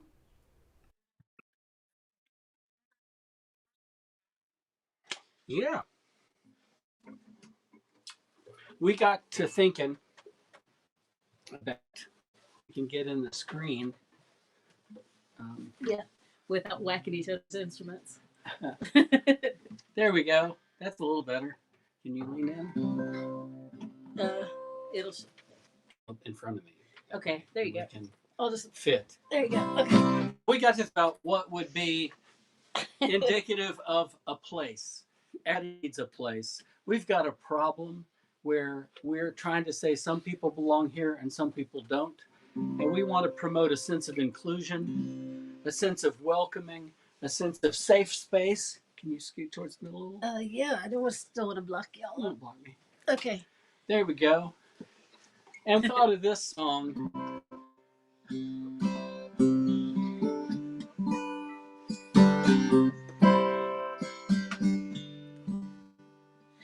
Making the way in the world today takes everything you got. Taking a break from all your worries sure would help a lot. Wouldn't you like to get away?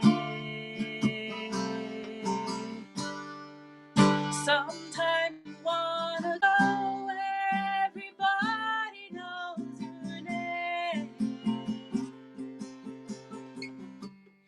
and you're always glad you came.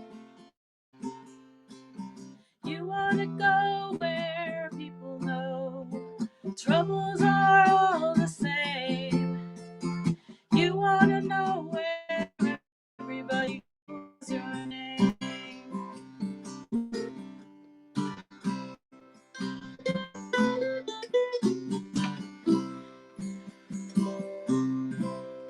Okay, all those days when the news is crazed and next round's off the rails, you're afraid to look 'cause some masked crook is gonna put your neighbor in jail. What to do, you just don't know. Sometimes you gotta go where everybody knows your name, and you're always glad you came. You want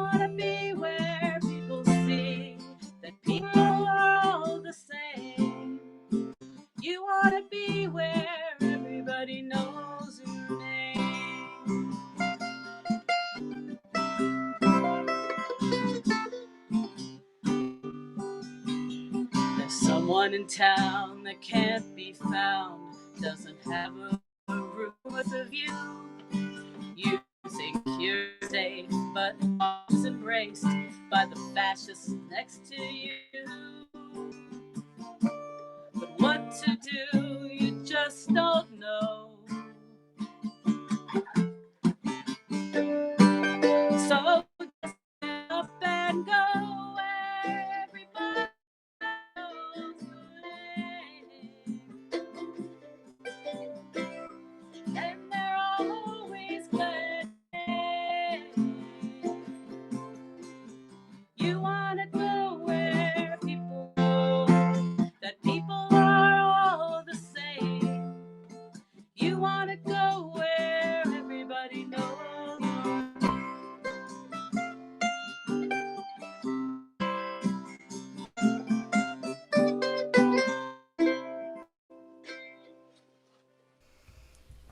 Nice. Bravo, bravo, bravo. So, did you guys write Thanks. did you write the additional crafted lyrics? verses? We have to like try to leave a pause because there's a. What did you say? We have to try to leave a pause after we say something because I'm having to mute, and there seems to be kind of an extreme delay with your feed in particular. You're freezing. I don't know. Okay. I think so. Well, anyway, I was asking if you wrote those additional lyrics.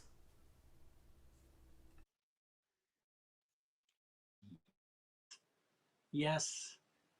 Yes, we did. We did.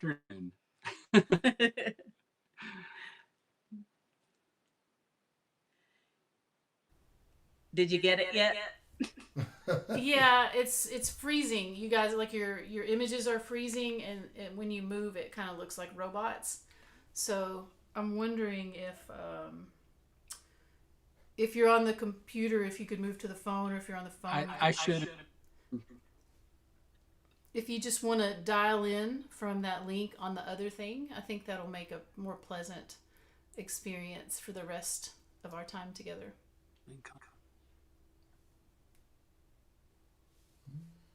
So Tell her to give us a minute and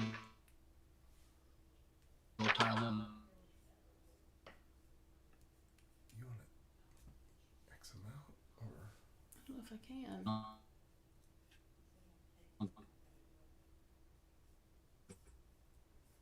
Is this camera B? Or is it camera A? Sorry, thanks everybody, and the troublemaker from North Carolina asking when John and Yoko were going to show up. Oh, there they are. So you're gonna. I didn't try that. All right, hang on. We're almost there. It's happening. Oops. Okay. Oh, that looks good. So there we go. Aha. Okay, we're gonna switch to my phone here. This is so much better. That's better. That's better. Yay! That's better. All right, there we go. It's just there we go. It's just an Awesome. old phone.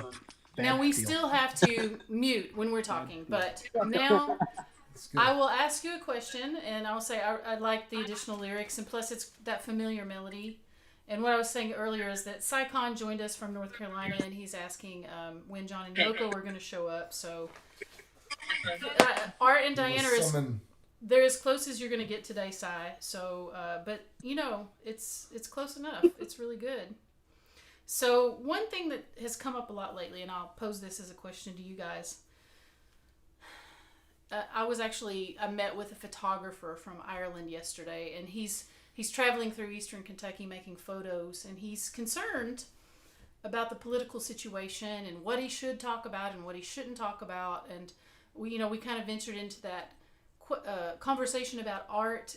Should the art be enough, or should artists be political? And artists almost always are political, but there's always a certain amount of people that say they shouldn't be. So where do you guys weigh in on, should the art itself be enough, or should it be political? What do you? Do you want to go first? Well, in an environment where words are being repressed, where you feel like you might be at risk for what you say if you do complain, that to have a voice and put it out there is a political act. I liked what Jerry Howe kind of said that earlier too, that just being a presence and saying something is important. Even that's political because it comes out into the public arena. And so I liked how, and Zoe actually said this too. There's something about just being encouraging, right? By being a voice, it's a consolation to people. A consolation in times of trouble is political when the environment is repressive. I agree with that. On the other hand, I also feel like if you have people that are listening to you, it really behooves us to go a step beyond that and uh, stand up for what we believe in, because it's shown, history has shown time and time again that makes people braver when somebody goes first and somebody says something, right? So if we're already kind of the brave one who's willing to get up and make a jerk out of ourselves in front of cameras or on the microphone, we're that person, right? We're the person who sometimes just goes off half cocked, or we have to, we just get up and play it whether we really know the chords or not or whatever. Sometimes we're in that situation as musicians, right? So we're that person. We're the person that has been chosen to be some kind of spokesperson just by virtue of our gifts. And I do think it's important to step into that role as best we can. Not every day. Some days we're chicken. Some days we're tired, right? We're just tired and we just want everything to be nice and calm and for it to all go away for a while. But when we have the strength, and for me, I feel stronger because of my faith. I feel stronger when I pray. I feel stronger when I connect with my people and my friends and my loved ones. And some days there's a biorhythm too, right? We've all got that. But when I feel strong, I try to say something because I think that makes other people feel stronger too. There's strength in numbers. Well, artists have been getting censored for a very long time, as we know, and you can probably help me out with the pronunciation, but I was just reading how in the 400s in Greece, Lysistrata, is that how you say it? That play? Or Lysistrata. Lysistrata, it was censored. And then it was also censored in the United States in the early part of the 20th century.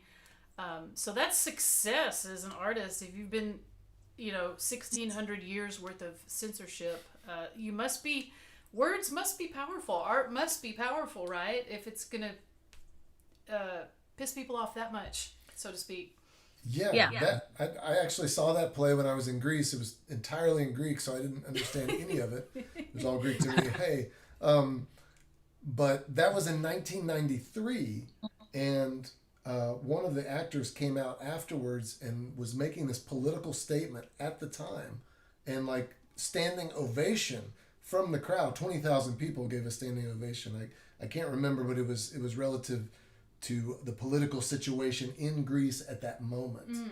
And so, Wow. yeah, it's just like, whoa, okay, still having impact, and yes, in many ways, I guess, as an artist and performer in some of the bands that I'm in, I try and stay apolitical. We try and stay in the middle. We try and stay, but where is that even anymore? I mean, it's just like, where is the middle? Where is like common sense? Can we just get back to common sense? Common sense is not very common, I guess, anymore. The things that bind every human together are the need to eat, the need for shelter, the need for companionship and connection to the broader human community. And when we can so easily think in terms of some political ideology that we need to support or fight, and we do need to voice in and align ourselves so that things move in the right directions. But ultimately, the need for humans to be respected and treated decently is more important than the ideology, assuming you don't think that's an ideology, right? Right. But what we can do fundamentally is we can raise our voices, but we can also take special care for other people. Be attentive. Who's the populations that are suffering right now under what's going on in this regime? Are the question is how do we help those people? We can feel really lost in terms of how to reach out in that way, but there's plenty of homeless people in Lexington, I'll tell you that. Yes, and it seems like the political climate we're in right now, um, it it's actually scoffed at to want to help people that certain demonized populations particularly, but in general there's some concept of everybody bootstrapping and stuff like that, and I think we don't really get to the point of sorting out our own traumas and mental illness and difficulties and blocks until we have what we need. We have shelter and we're warm enough, we have enough to eat, and we have people that are relatively sane and kind next to us. That's when we can do the self work. You don't I don't know, you don't like reinvent the wheel when you're just scrabbling for survival. And so I think one of the most radical things, honestly, that we can do right now is to just go ahead and acknowledge that all of the people that we see that are down and out are like us. They're people just like us. And they have experienced trauma. Some of them are self medicating for trauma, but that's the kind of thing that everybody does. It's a human thing to do. And there's plenty of very wealthy people also self medicating for trauma. They just aren't on the street. So, because they have a big cushion, right? So, what we need is that social safety net for all of the people to be able to come up and overcome their traumas by virtue of being safe and comfortable and having their needs met. So then they can take on a higher order of self-care. Well, and I think that's what Yanni was speaking about, like in this climate, like just things that used to be just widely accepted as the basic human virtues are now being called vice. And that's what's so crazy about this time. And that's why just speaking up for normalcy and decency is really important and is sort of a radical act. It shouldn't be radical, but it is. But I wonder what do you have any other songs related to these things that we're talking about? I don't know what happened. Previous one. Should we do it again, or should we do a whole other song? Did the last one work? You could hear it. I mean, we sang along. You should just go ahead and do a new one. Okay. So yeah, and I need to find my pick. So, or I'm just or I'll just sing. Is that my mine? Okay, great. Thanks.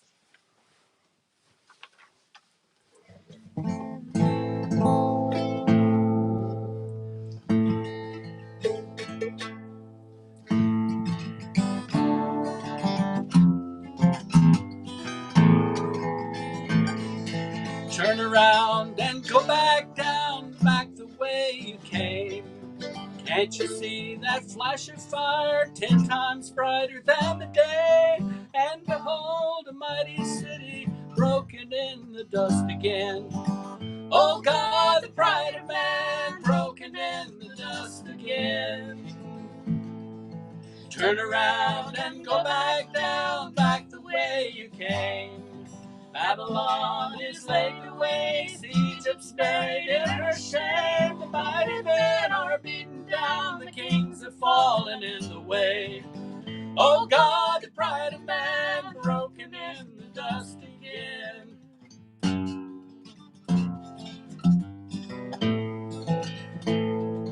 Turn around and go back down, back the way you came.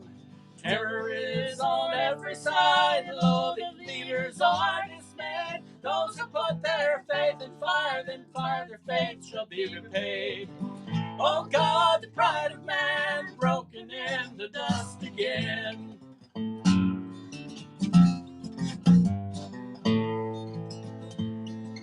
Turn around and go back down, back the way you came. Shout a warning to the nations that the sword of God is raised on Babylon, that mighty city, rich in treasure, white in fame. It shall cause thy tower to fall and make it be a pyre of flame. Oh God, the pride of man broken in the dust again. For thou that dwell on many waters, rich in treasure, wide in fame, bow unto a God of gold, thy pride of mine shall be thy shame. O God, the pride of man, broken in the dust again. And only God can lead the people back into the earth again. Thy holy mountain be restored. Have mercy on thy people, Lord.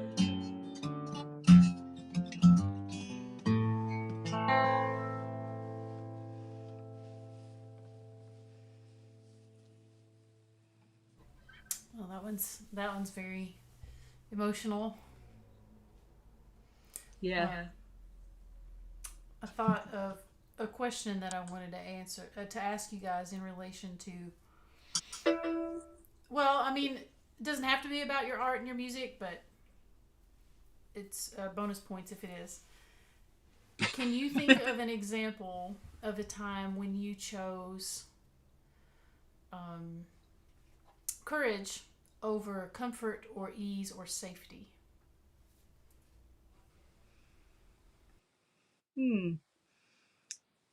Well, I can do one from this morning, but it's not about music per se. But can I just tell it anyway? So this morning and for the past several Saturdays, I've been getting up and bringing food downtown and setting up next to the courthouse. So I always find that before I do this, a bunch of stuff tries to make me not do it. I don't know why, but it's just like some kind of something conspires to make it seem almost impossible. So I think that's when you know you're on the right track. When you're doing something that's helpful, is when you are assailed in some way. So I just have to say that it's always good once I'm there, because there's these beautiful souls that come and are so grateful, and they're so kind, and I don't know, it's a beautiful thing. I meet all kinds of amazing people that happen to be living on the street or in shelters or just be down and out and need food, and it just changes me in a very good way. So that's something I have to be brave to do every week. So, and I'm going to try to keep it up. So we'll see if I can stay brave. That's a great point. I want to let you speak to Art, but I just wanted to insert that I've been reading this book, and I'm sorry I can't remember the author, but it's pretty popular. It's called The War of Art, a little play on the art of war, and it's a writer. He's a writer who's written all these bestsellers, and so I should remember his name. But he's talking about how it's like that with his writing. Like how every day he's got to do things, he's got to do new tricks to get himself to do the thing he knows he loves to do, he knows he needs to do, he knows it makes him money, he knows he feels better after he does it, but there is something, and he goes through history, all the different things that people call it. When I grew up, the church called it the enemy. It was like, the enemy is trying to stop you, which maybe is not always the most helpful thing for me to think about.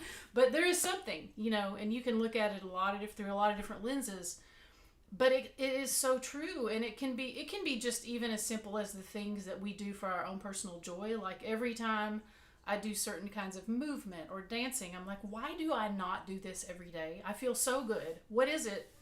If there's something that we wrestle with, but yes, especially when we're in the Dharma, when we're in like the heart of the work that we're meant to do. We love to do it. We want to do it. and we have to somehow get out of our own way. So congratulations for getting out of your own way. Thank you. I hope that you have the courage to keep doing it, and I will encourage you to, but I'll let Art speak now.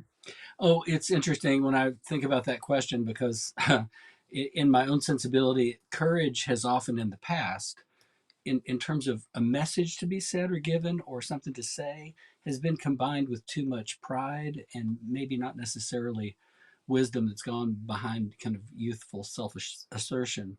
But when I think about, and you, Carla, who's known me long enough, I can accept that nod as familiarity.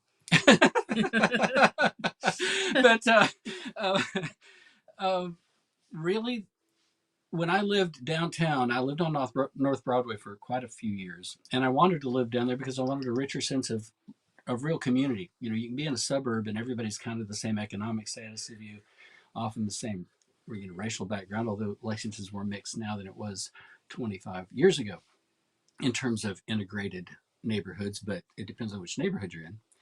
But to be downtown and living where I was just a few blocks down from Eastern State Hospital, I really talked to a lot of people that were on the street who very clearly had mental illness issues going on. And I think some of the most courageous and perhaps foolhardy things that I did that just set my own kind of sense of security aside was really try and connect with people. And it was so frustrating. It's almost like trying to give up plastic. You know, if you try to live without plastic, you'd be frustrated every day in and out. But you run into a system where people were let out of the hospital on Friday afternoon with nowhere to go. You know, no plan. They just say, okay, you want to leave? Good. Friday at 5 o'clock or 5:30, you're out. No place to stay. No guarantee of anywhere they're going to find food. That sort of thing. Institutionally, seeing how we fail people, that really aren't able to take care of their own lives effectively, to live in the same degree of control over their circumstances, the way that we enjoy and just take for granted. So I found that to be a very enriching experience, very enlightening experience, and very frustrating at the same time. There's certain people that I've, talked to that had been in prison that were had head injuries and were schizophrenic and heard voices and things like that. And it's a real insight into why people end up on the street and uncared for.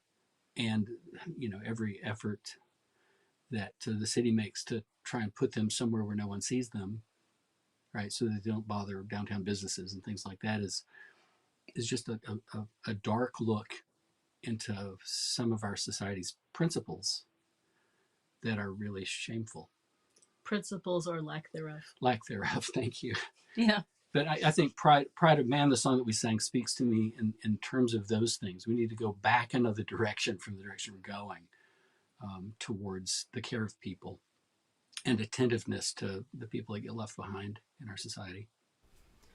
One of the things that I remember, that I've learned about different indigenous cultures around the world, but especially in North America for sure, is one of the deepest shames culturally that a community could have is if there were uncared for widows, orphans, and old people.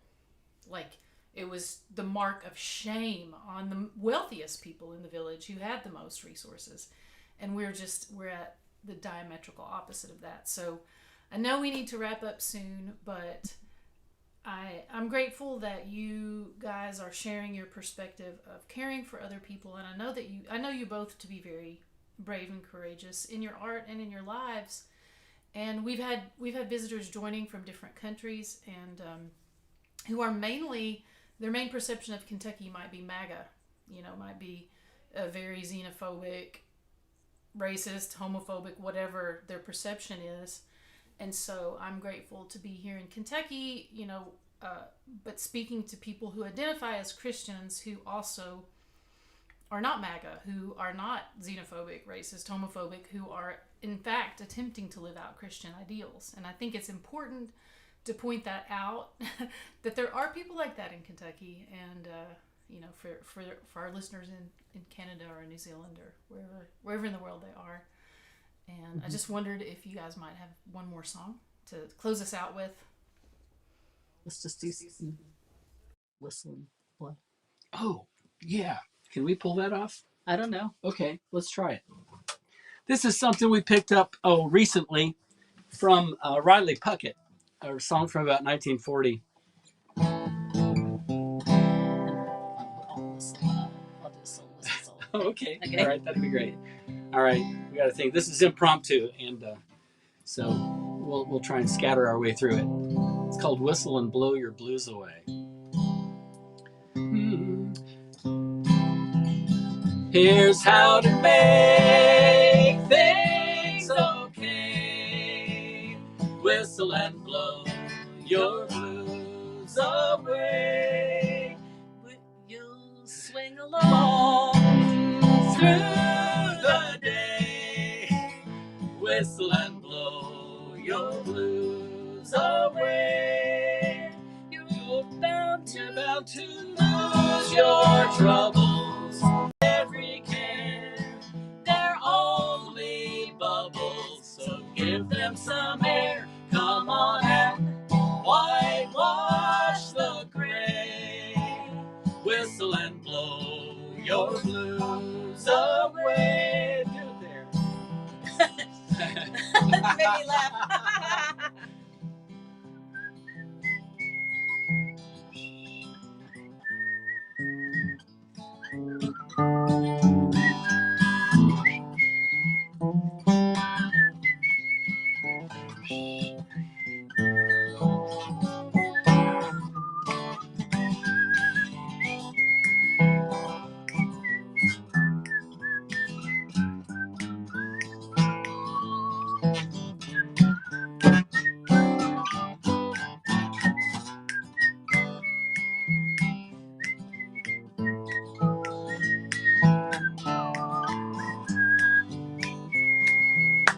Here's how to make things okay. Whistle and blow your blues away. You'll swing along through the day. Whistle and blow your blues away. You're bound to lose your troubles and every care. They're only bubbles, so give them some air. Come on and whitewash the gray. Whistle and blow your blues away.